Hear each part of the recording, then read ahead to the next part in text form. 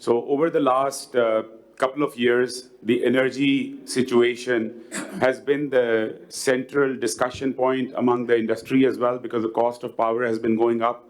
And there are long overdue reforms which need to be done. And we talked about in the last session about structural reforms. And I think the centerpiece of the IMF program and any other economic reform program, this has been discussed, and there are a lot of actions which have been taken over the last 6 months.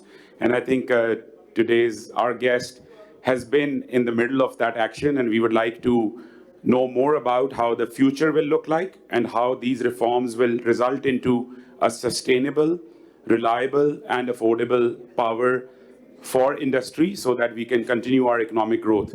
So thank you so much. I'll start with first of all, that, obviously you have a very, very long agenda of basically energy sector reforms. And we've started it, we've read about it.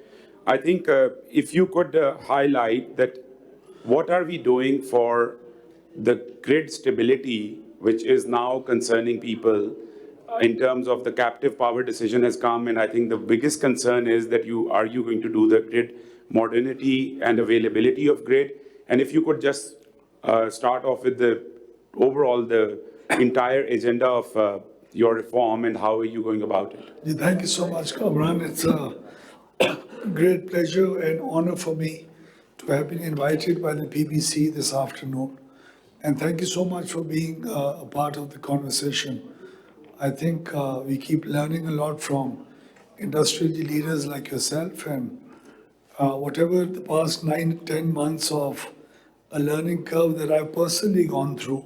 Unfortunately, we don't have too much of an institutionalized way within the government to help policymakers structure their reform program on the basis of certain HR and resources that we have available to us.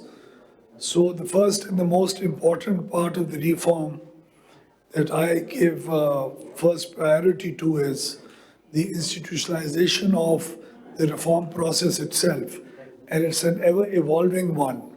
The National Electricity Plan, coming out of the policy, has more than 100 top priority areas, out of which just a few that you people pay your kind attention to, or whatever appears in the press is just being talked about. But the electricity plan itself it consists of over 100 key areas which need to be pursued. And the way the sector evolves, we have to constantly try to course correct and try to keep it in place so that we move towards more efficiency. So we formed this PPMC, which is an institution which is now headed by an MD, and we're bringing into place top professionals in the energy economics area, and for people to come and do financial modeling, look at all the data, the numbers. We don't, unfortunately, even have a data repository that we could refer to and base our entire assumption and the models on. So PPMC would be the technical arm of the ministry in the future. It has evolved to a certain extent into an organization that is helping us a lot. So we're using people from all our development partners, that the people they've been given to us by them, by USAID, FCDO, the GIZ people, everybody is contributing, ADB. So we're making use of them, but we're institutionalizing that into a proper institution. So that is the basis of our reform. Other than that, our reform is basically hinging on 3 or 4 key areas. Privatization, restructuring of some of the inefficient organizations, and the opening up of the markets, and also taking stock of the horrible burden of least cost violation-based energy that we were supposed to buy. It's not just what we bought in the past, but what we had considered as committed power through our IGSEP programs, IGSEP mechanism, that was also seriously flawed. So just before I came here, I almost went through the last episode of reviewing the IGCEP, in which I can very comfortably and confidently say that more than half, a lot more than half of the plants that you were expecting us to buy by the CPP in the future, those have to be trashed because they don't, because they all violate the least cost violation of least cost methodology that we as policymakers have approved. So once we are rid of all that burden, we are also going to make soon a very conscious decision, no more buying by the CPP in future of any more power. So after these 7,000 odd committed plants that we cannot get out of, which have their financial closes done, the construction is at an advanced stage. Beyond this, the CPPA will not buy in the future. So I think this will open space and keep that space open for efficiency to kick in, at least through the generation process, and people like yourselves will be able to sell and buy power in the future. The ISMO has been incorporated, the market operator, officially with the SECP, and the market should be operational within the next 3 to 4 months. And we've also now decided, hopefully soon to be approved by the Prime Minister himself, that within the next 4 years, we'll give you a clear roadmap, quarterly basis for the first year, and then onwards on an annual basis of the amount of wheeling that we would allow for existing players on the grid to get off the grid and then wheel the power required for their own usage. In order to do that, who gets to wheel first? I think we'll try to have an open, transparent mechanism in place with after discussions with the industry as to what is the most efficient way to do it. So whatever was the dream for the past 10, 15 years, I think we are very close to realizing that in terms of operationalization of the market itself. And you should very realistically assume and consider that this market would be operational gradually over the next 2 to 4 years. Thank you so much. There are other parts of it, but Gigi, we I'll can ask talk you. along. I think for our audience, so we've talked about that this reform is going to result into a tariff reduction, and we've looked at some of the numbers. If you could share that, what are you looking at in terms of, we've heard about the April 1st date, and if you could tell us the breakup of how these savings are going to be and how these reforms that you are doing are going to make it sustainable as well. So the tariff saving or a reduction in the tariff, what will be the components so that we can keep that whether the reforms in those areas are on track or not? April 1st isn't a very reliable date. No, somebody has been, I'm just quoting what has been reported. It could be April 2nd or March 31st. I don't know. It really depends on how our development partners look at the whole process. So it's not just we're trying to put across to everyone who's been helping us stabilize our economy and bring in reforms that they need to take it and they need to consider our proposals as they need to look at it holistically. So it's just not a reduction in the price that we want. We are moving along through a reform process that would ensure the sustainability of it in the future. So just by a reduction of price through IPP contracts being reviewed, or by taxes being, the burden of the taxes being removed from the tariff part of it, and then shifting it to other parts of the economy, or raising resources enough and mobilizing them enough to compensate for that reduction in revenues that we'll have, that is not just it. I think Pakistan does deserve to be looked at sympathetically by our development partners in the future. And I think all of us can play a role in trying to convince them that if we are coming up with the opening up of the markets, the privatization program itself, of the distribution companies, depoliticization of boards, privatization of the GenCos, closing down of expensive power, allowing renewables to take space within Pakistan, which they have already assumed, EV tariffs, the availability of surplus power to the industry at marginal costs. So if you're taking all these measures, then the development partners also need to be considerate enough to allow us to nationalize a certain part of the debt and the debt servicing of this sector, which has assumed a very prominent a position, a situation of, well, it's scary for us because of devaluation of the rupee and all.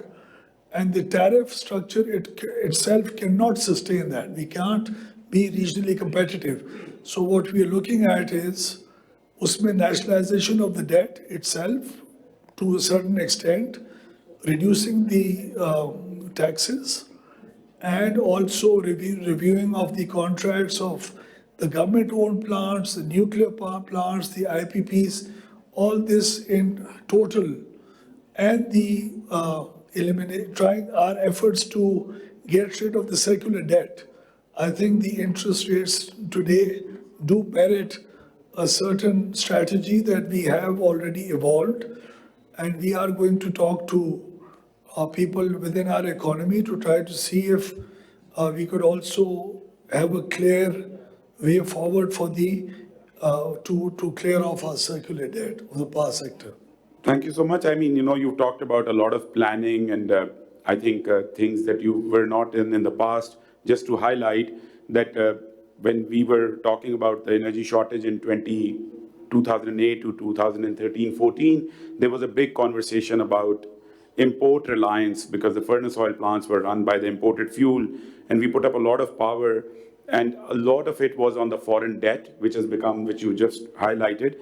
Number two, we had an imported fuel, 5,000 megawatts is on an imported fuel, which is already now also cannibalizing onto the domestic fuel, which is Thar coal as well. How do you think that this change or focus onto the planning is not going to result into, because people talk about 300 billion rupees excess being built because you have to operate RLNG plants in the center, and that means that you cannot run local coal or imported coal or the cheaper, as you mentioned.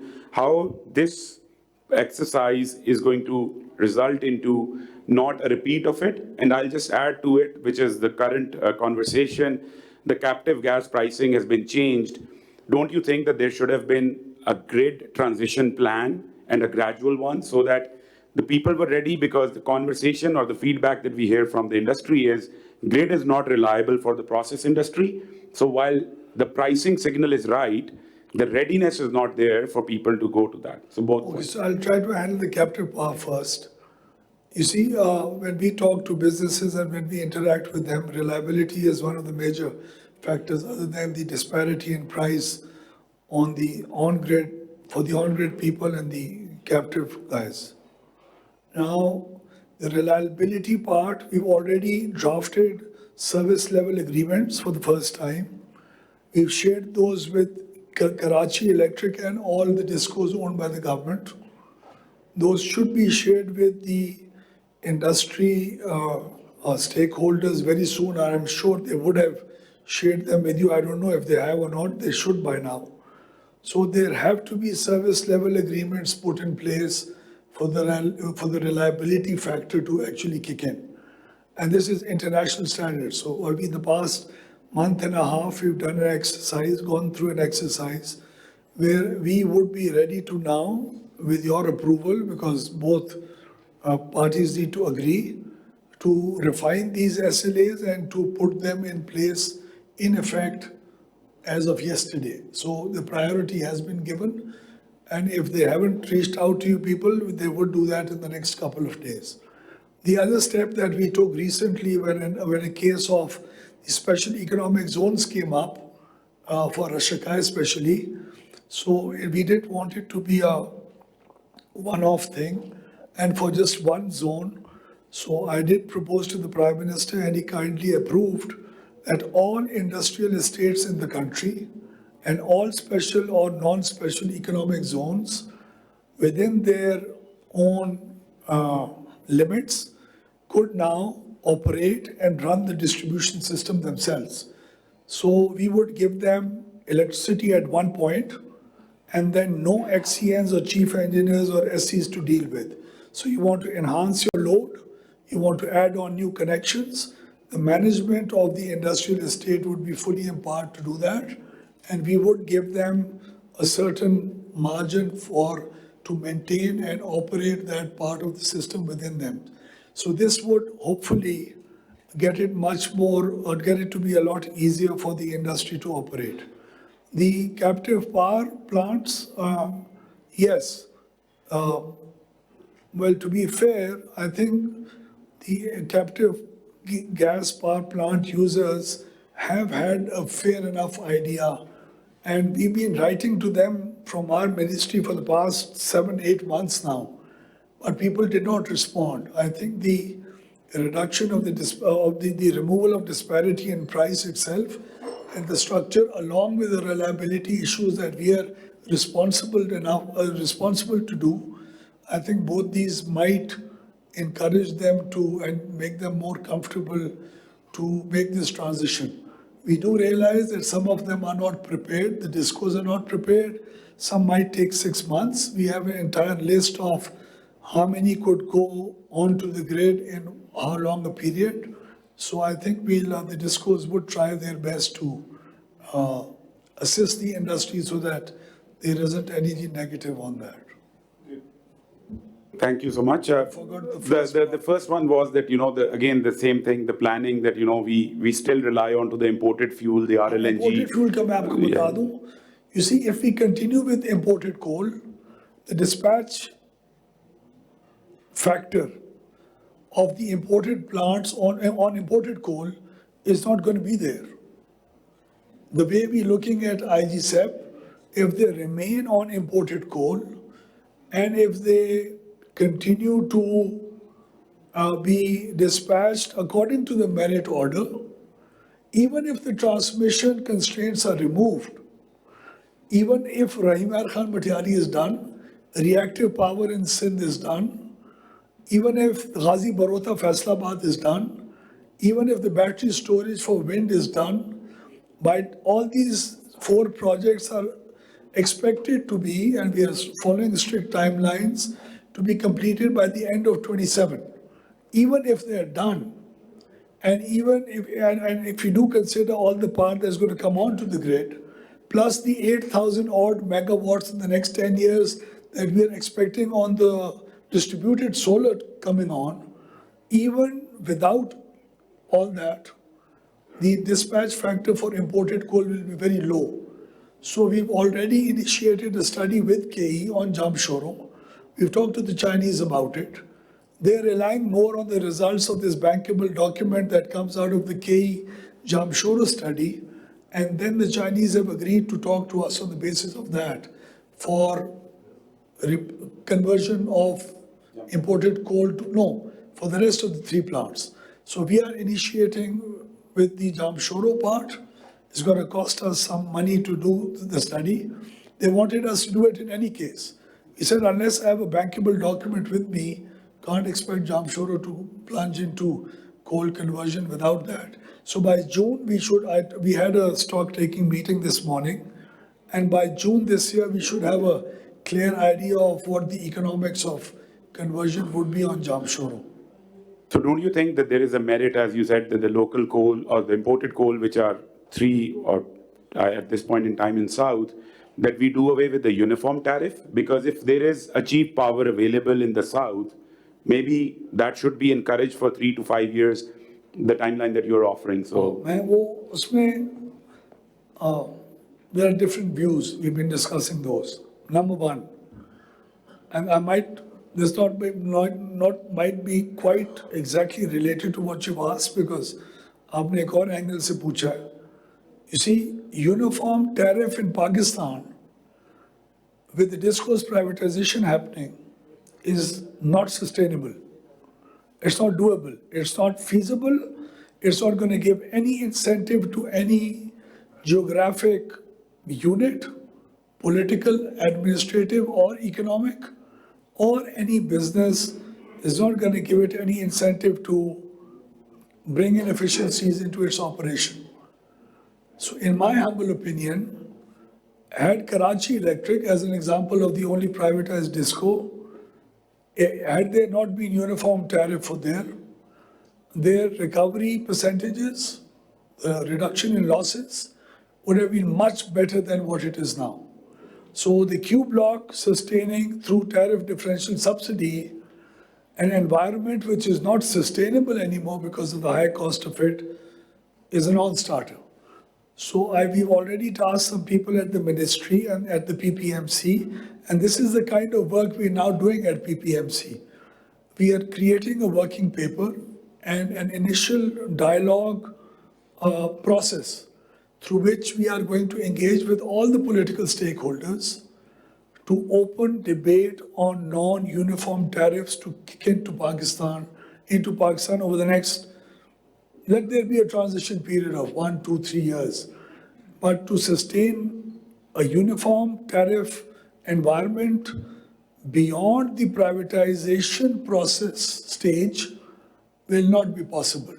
And I think we need to remove that. जहाँ तक आपकी surplus power in the south and north की बात है, तो अभी इस वक्त we are looking at two possible things. अभी हमने we came up with the Bijli Sahulat package for 3 months. It was, the IMF gave us the go-ahead very late in the day. We wanted to get the industry to be more prepared, to be able to add on to their workload and shifts. In spite of that, a month-on-month 7% increase in demand of the industry has been seen as compared to last December. I strongly feel, and we have very clear visibility, other than 2 months in a year, we are surplus in power for the next 3 years. So do we give at a marginal cost the same tariff for incremental demand across the country? Or do we create a disparity between regions because of the transmission constraints? Even if we have a uniform advantage that we pass on, your energy surplus energy cost would not be, it's coming out to be not more than 21, 22, 23 rupees a unit. That's fairly efficient. Now, we're also thinking of bringing in a time of use kind of a concept. Because from 7 o'clock in the morning until about noon, past noon, there is a time when the marginal cost of power being produced is not more than 10, 12, 14 rupees. तो उस वक्त जब on grid distributed solar आ रहा होता है, what is the cost?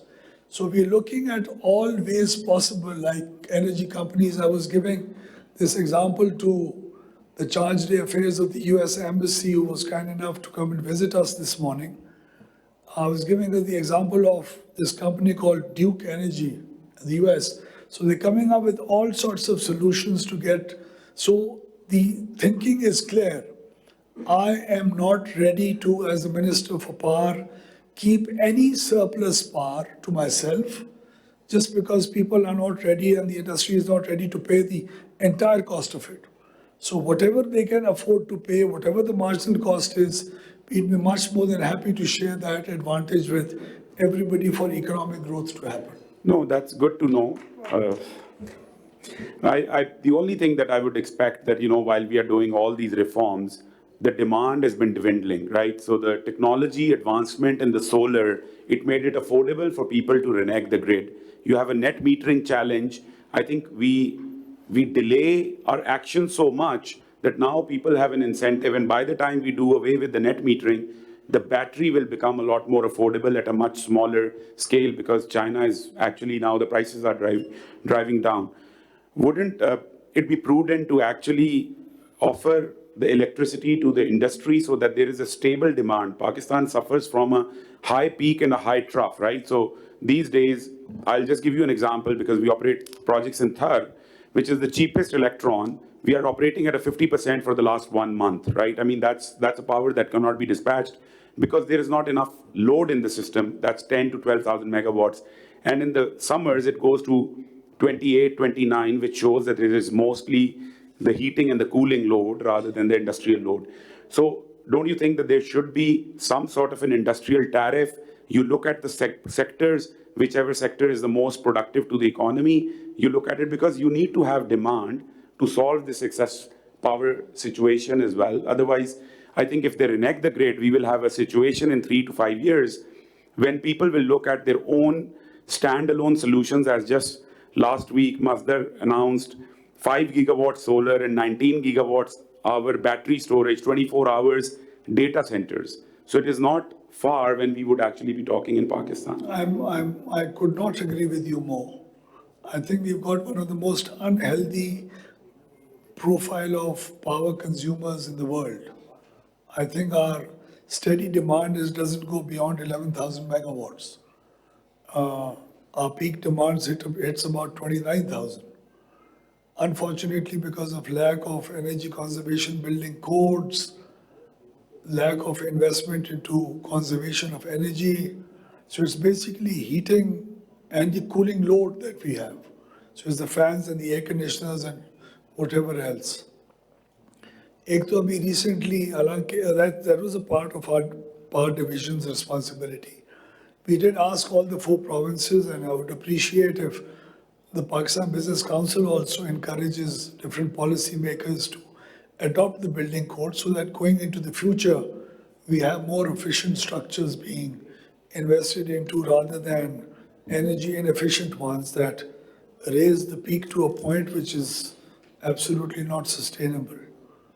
On the other side, whatever I talked of surplus power and trying to offer incremental power usage for the next 3 years instead of just 3 months, giving you clear visibility to do that, and then maybe adding on to that portfolio a certain time of use further cheaper power.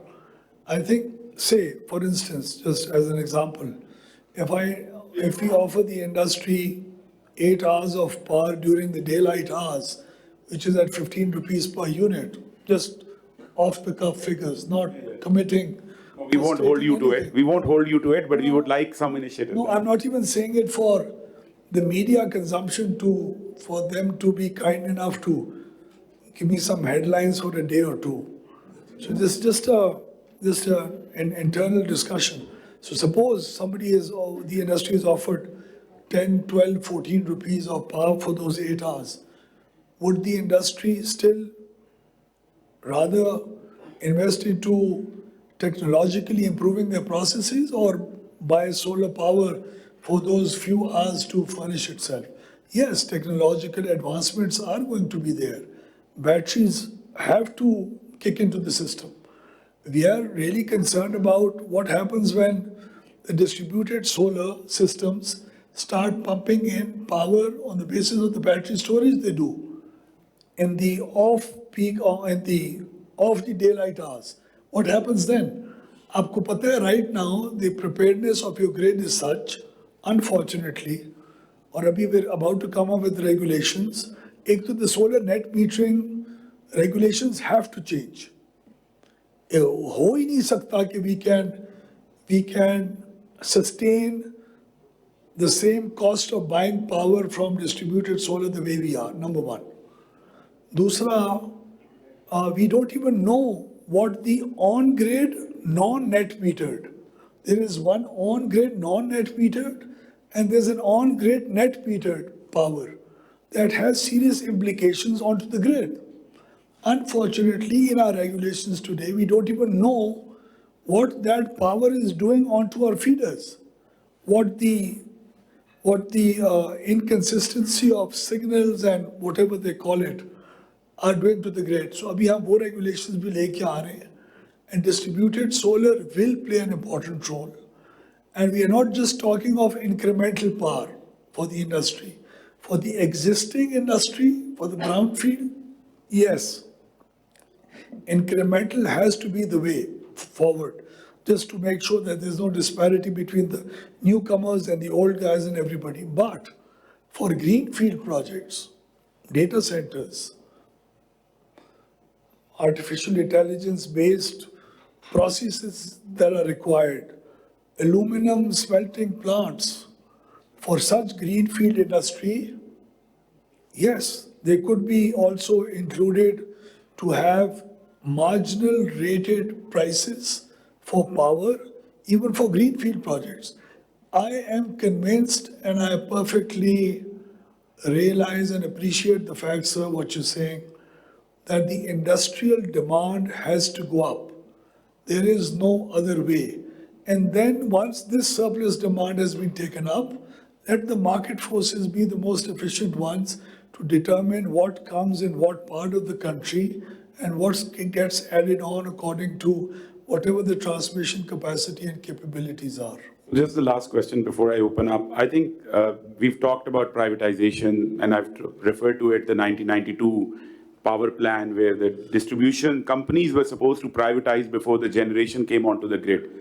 I mean, how can we really get on with it? Because I think that is where we've struggled over the last 20 odd years, that there has not been a privatization. And I think all the things that you've talked about and we have seen and witnessed in the K Electric, the reduction in the line losses, what used to be, in my opinion, the NTDC was a very, very good institution, and now with the grid constraints and everything, things are not going well. So there is a merit to do this and expedite it. Is there a timeline that we can put it? Because we keep hearing about preparing these discos to be privatized, and that phase has never ended over the last 10 years at least I have witnessed. Is there a timeline that we can actually look at? Because that's also very important for the government to get out of this business of energy and bring efficiency. I'd like to absolve myself of that blame that you're trying to put on me, but not my fault. We as a sector, Yes, I mean, not. No, I remember when I was 32 years old, and I came into the federal cabinet as an IT minister. And they had been talking of the PTCL privatization for more than 20 years. I think you have to have the will and the ownership and the courage to do it. Thank God my Prime Minister has that. And thank God we at the Power Division are absolutely sick and tired of managing the discourse, not interested. I think the first step was to get away from political boards. We did that. Unfortunately, 2 companies have still not done that because of political compulsion. Very unfortunate, and they are suffering. They bled 30 billion rupees more than they bled last year, the same 5 months. Everybody else did better. Our circular debt figures in the past 5 months are 300 billion rupees better than what they were envisaged to be in the budget. So distribution companies, I have to prepare them for the privatization. I don't want to end up like PIA. It has to be, and we are well prepared now. The balance sheets are about to get, the finance ministry is going out of its way to support me on this. We are hand in glove on this. The privatization transaction advisors should be on board by the 7th of February, not and will not and should not give any dates for the RFPs. I don't want to be, and the Privatization Commission and myself, we don't want to be immature enough to start throwing out dates now. We will prepare. We will look at the appetite of the market. The transaction has to be so well architectured that it removes all fears of investors, especially after the IPP contract review process. Number one, it will be a competitive one. It will not be an upfront tariff or any such arrangement. So that competitive process itself will help investors get more confidence. And the most important part, sir, is about the property issues in privatization, about no property issues in concession agreements. Today, we've also been given the go-ahead to hire advisors for the 3 concession agreement discos. So it's not just Islamabad, Gujranwala, and Faisalabad. It's also Sakkar, Hyderabad, and Peshawar. But that we'll do after the transaction. So in the next 2.5 to 3 years, if all goes well, inshallah, by the grace of God, we are expecting for at least 8 of the 10 discos, if there is appetite in you people to invest into these distribution companies, we should be expecting to get rid of these 8 discos over the next 3 odd years, hopefully. Thank you so much. Now we'll open up for questions from the audience.